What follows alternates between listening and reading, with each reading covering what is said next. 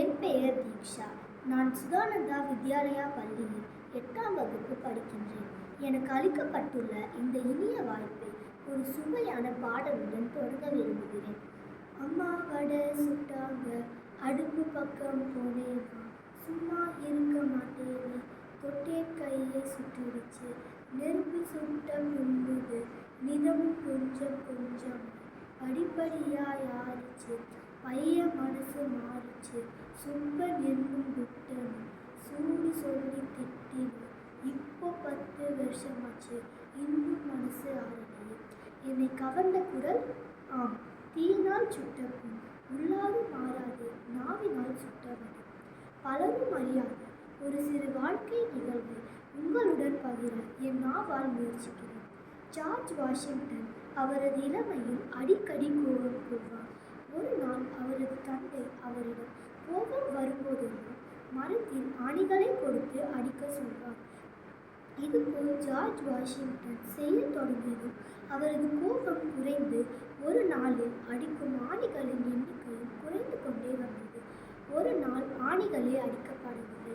George Washington தனது தந்தையிடம் இச்செய்தியை கூறினார். இதை கேட்ட தந்தை, உனது கோபம் குறைய குறைய நீ மரத்தில் அடித்த ஆணிகளை மீண்டும் பிடுங்கி எடு என்று சொன்னார். ஆணிகளை மீண்டும் பிடுங்கி எடுத்தும் அந்த ஆணிகளால் ஏற்பட்ட அடையாளங்கள் மறையவில்லை என்ற ஐயம் ஜார்ஜ் வாஷிங்டனுக்கு ஏற்பட்டது. இந்த ஐயத்தை தனது தந்தையிடம் கேட்டார். அதற்கு அவர் தந்தை, இது போலவேதான் உன் கோபத்தால் நீ கூறிய வார்த்தைகளால் ஏற்பட்ட காயங்கள் பிறருக்கு ஆறாத வடுக்களை ஏற்படுத்தும் என்றார்.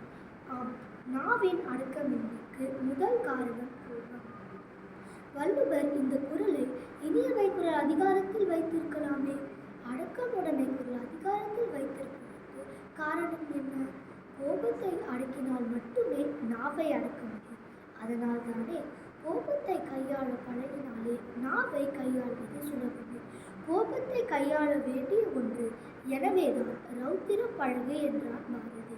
ரௌத்திரம் பழகு என்பதின் பொருள் என்ன? கோபத்தை கையாள வேண்டும் என்பதுதானே. கோபம் ஏற்படும் போது நிதானத்தை கடைபிடித்தால் நிச்சயம் சுடு சொல்லை உதிர்க்க மாட்டோம். சுடு சொற்களை உதிர்த்தவர்கள் கூறும் காரணம் என்ன? அவன் இப்படி கூறியதால் அல்லது இப்படி செய்ததால் எனக்கு கோபம் வந்தது, கொட்டிவிட்டேன் என்பதுதானே. குடும்ப உறுப்பினர்கள், நண்பர்கள், பள்ளி அல்லது வாழ்வின் அங்கத்தினர்களால் வரும் பிரிவு கருத்தும் காரணமும் இந்த கோபமும் அதனால் சிதறும் சுடு சொற்களும் தானே. அதனால் தானே வள்ளுவரே யாகாவராயினும் நாகாக்க என்ற இனிய உளவாக இன்னாத குரல் கனியேற்ப காய்கவர்ந்தற்று என்று கூறுகிறார். சற்றே நாம் சிந்திக்க வேண்டிய கருத்து ஒன்று உள்ளது.